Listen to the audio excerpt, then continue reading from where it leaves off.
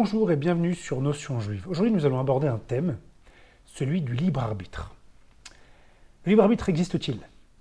Si oui, quel est son rôle? Il faut dire que l'enjeu est de taille, savoir si le libre arbitre existe, car c'est même une question assez fondamentale chez l'homme. Les philosophes ont débattu longtemps du sujet, depuis Socrate à Platon, en passant par Spinoza et Kant, car cette question est en réalité assez déterminante pour l'homme. S'il est maître de ses choix, ou s'il en est esclave, n'implique pas les mêmes conséquences. Il en va de la définition de son propre, de sa nature même, de la volonté de son expression libre, de son choix, mais aussi de la responsabilité qu'il a vis-à-vis d'autrui, vis-à-vis de la société, la responsabilité sur l'autre, celle de Sartre, dans son vrai sens. D'un côté, nier l'existence du libre arbitre, c'est aussi s'affranchir des obligations morales vis-à-vis d'autrui, c'est ne plus répondre de ses actes, puisque contraint par sa nature. C'est bien, on peut le dire, que ceux qui ont voulu s'extraire du joug de la faute ou du délit ont souvent déclaré être les victimes de leur penchant. Mais sans libre arbitre, il n'y a pas non plus de place pour les desseins divins, car il ne peut y avoir de rétribution pour des actes vertueux s'ils sont inévitables, ni non plus de châtiment, puisqu'il serait forcé à ce moment-là. Et parmi les philosophes, beaucoup ont admis l'existence du libre arbitre, qui se manifestait déjà de prime abord par le sentiment instinctif de l'homme à faire ses propres choix. La plupart des gens ressentent qu'ils ne sont pas forcés de faire les choix qu'ils font, qu'ils avaient pu faire autrement que ce qu'ils ont fait. Et c'est le postulat de base du libre arbitre, en fait. Tous ceux qui voudraient dire autrement, nous le verrons, devront déloger cet instinct de base en l'homme. Les autres ont dit, donc les déterministes, que l'homme était conditionné par des contingences causales. Ils ont dit qu'à chaque fois que les sollicitations identiques seraient présentées devant un homme, eh bien, il serait contraint d'effectuer la même action qui était prévue d'avance au travers des contingences causales qui l'ont précédé. D'après eux, l'homme donc n'a pas de libre arbitre, il n'a pas de choix. Et prenons par exemple Spinoza, qui est dans son fameux paradoxe de l'âne de Buridon, qui a amené cette fable d'un âne qui avait autant faim que soif, et il se trouvait devant un seau qui contenait de l'avoine et un seau qui contenait de l'eau. Il avait deux seaux devant lui. Eh bien, nous dit Spinoza qu'il mourut faute de pouvoir faire son choix. C'est un dilemme poussé à l'absurde, en fait, mais qui tentait de dépeindre l'impuissance de l'homme à être maître de sa propre volonté. Le déterminisme causal se fonde sur le matérialisme. C'est Thomas Hobbes qui le présentait ainsi. Évidemment, pour prétendre que l'homme n'a pas de volonté, il est impératif qu'il n'ait pas non plus d'âme. Donc, ça va de pair, c'est des cousins. Le déterminisme et l'athéisme. D'après eux, tout converge vers un futur unique et prévisible d'avance, les résolutions de demain étant soumises aux résultats d'hier.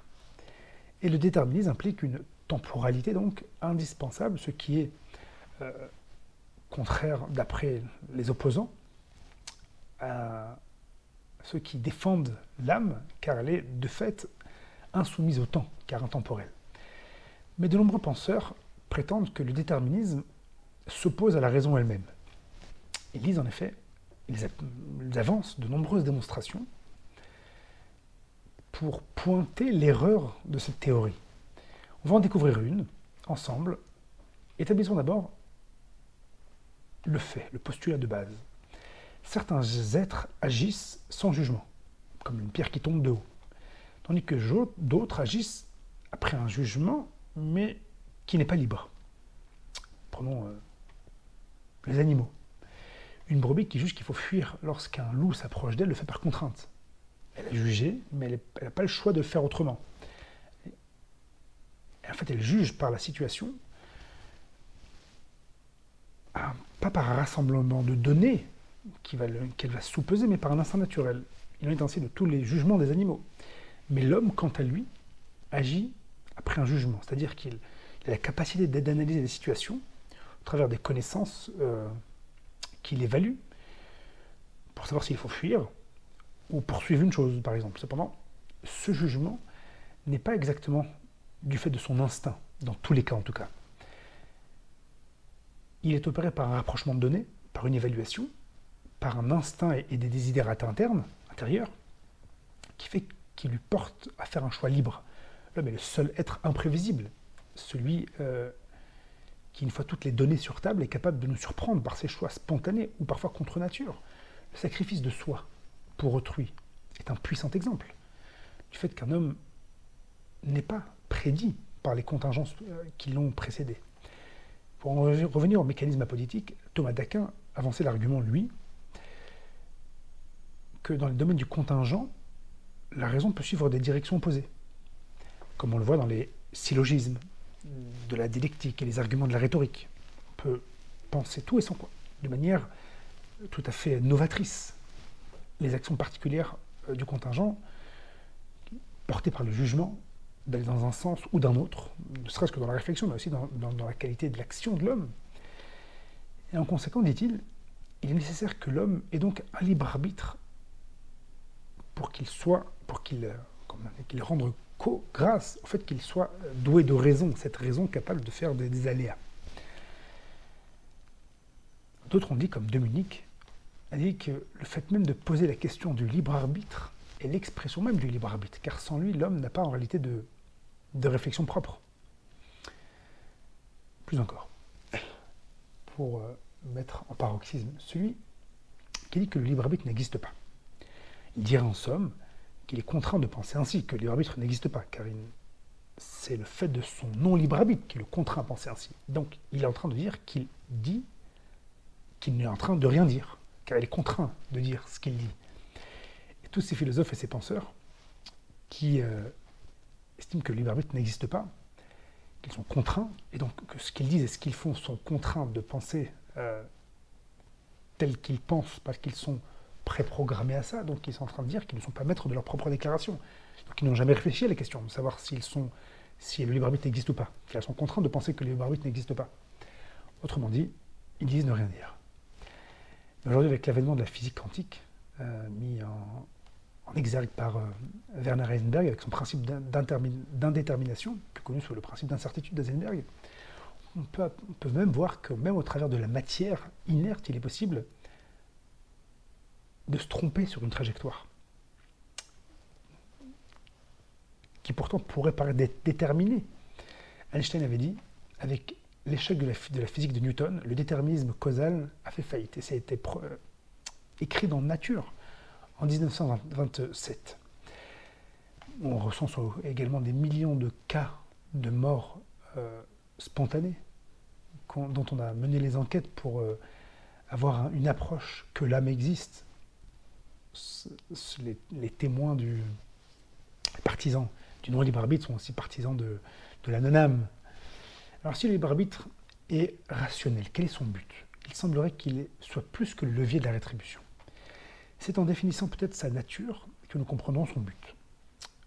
Posons les choses telles qu'elles sont. L'action du libre arbitre est déterminée par le choix entre le bon, donc l'agréable, et le bien, le juste. C'est deux valeurs. Lorsque l'homme se trouve devant un choix qu'il exerce dans l'option qui lui est agréable, il n'exerce pas forcément sa capacité de choix par l'agréabilité, car son choix peut être provoqué, légitimé par les stimulus qui l'ont précédé. Car c'est vrai qu'il y a un choix libre, mais pas tous les choix sont libres en réalité. D'accord? Il y a des choix qui sont contraints, qui sont de l'ordre de la préférence. Libre arbitre, il y a certes, mais pas sur tous les choix, on l'aura deviné. Le choix dans le cas par exemple de manger de la glace ou s'en abstenir, n'est pas forcément un choix de libre arbitre, il est un choix de céder à la tentation ou à quelque chose qui est la sublime, celle de ne pas vouloir prendre du poids. On n'est pas dans un choix, on est dans deux mesures, on est dans une préférence, en quelque sorte. Ce n'est pas encore l'expression de la volonté pure, là où s'exerce le libre arbitre de l'homme. Car ce n'est qu'en revanche que dans les questions de morale, celles qui sont dénuées de tout intérêt personnel, faire du bien aux dépens du bon ou aux dépens de l'agréable, c'est-à-dire lorsque le choix ne procure aucun plaisir, pas même spirituel, pour son propre intérêt. Là, on peut dire qu'on trouve l'expression du libre arbitre ultime de l'homme, un choix dénué d'intérêt qui s'inscrit profondément en l'homme et qui émane de lui. Un choix libre. Alors évidemment, la corrélation du libre choix est variable en fonction du désintérêt qui est porté par rapport à la dite action. Plus il y a d'intérêt mêlé dans le choix défini, moins il y a de liberté, moins il y a de pureté qui émane de l'homme. C'est la notion dans les textes juifs du lishma, du désintéressement. En somme, on pourrait dire que c'est parce que le libre arbitre est attrait à la morale et au bien absolu, et d'une manière graduelle, on l'aura compris, qu'il a la capacité de grandir l'homme, qui s'en sert à bon escient, le rendant comparable à son créateur, à son image. L'exercice du libre arbitre, on pourrait dire, permet à l'homme de s'identifier au maître du monde, méritant ainsi sa proximité, réalisant ainsi le but ultime de la création, de pouvoir le rétribuer, mais surtout en le faisant s'exprimer comme son créateur. Donc libre arbitre, il y a évidemment pas dans toutes les actions, car il y a des préférences, mais lorsque les actions sont dénuées d'intérêt personnel et qu'elles sont le fruit d'une volonté qui émane pure au-delà des contingences et des intérêts personnels, là on parle d'une liberté pure de choix, qui s'exprime au niveau de quelque chose de spirituel absolu, et là s'exprime la qualité de l'homme profond. Voilà pourquoi le libre arbitre n'est pas seulement un levier pour avoir la rétribution, il l'est, mais pas que. Merci de nous avoir suivis, et on vous dit à bientôt pour de nouvelles compréhensions.